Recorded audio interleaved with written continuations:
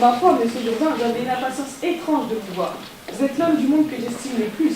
J'ai parlé de vous encore ce matin dans la chambre du roi. Vous me faites beaucoup d'honneur, monsieur. Dans la chambre du roi?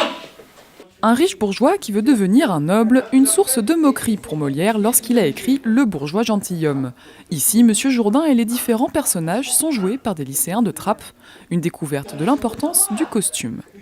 Les costumes, j'ai fait que 100. Après, quand on m'a donné les costumes, c'est sûr que ça m'a mis plus à l'aise par rapport au personnage. Ouais, ça aide, tu te sens mieux, t'as la perruque, tu te dis là, t'es vraiment dans le personnage et tout. Ils ont préparé plusieurs scènes extraites de Bourgeois gentilhomme.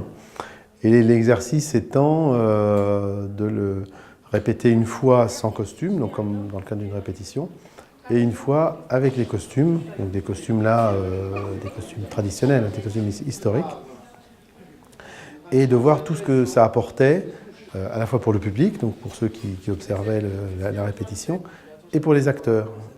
Mis en place par le Centre de musique baroque de Versailles, cet atelier s'inscrit dans le projet Génération Lully. Une cinquantaine d'élèves ont pu se familiariser avec l'univers de la comédie. Il y a eu beaucoup d'intérêt, surtout pour les costumes, parce qu'ils n'ont pas l'habitude. Ce sont quand même des costumes qu'on n'a pas l'habitude de voir, ni de toucher, ni de manipuler, et surtout pas d'enfiler. Et donc ils ont été effectivement très surpris et je pense touchés, parce que ça fait partie d'un certain patrimoine. Dans le cadre de Génération Lully, près de 1000 trappistes sont invités à participer à ce type de découverte, une action éducative, artistique et culturelle qui va durer jusqu'en 2018.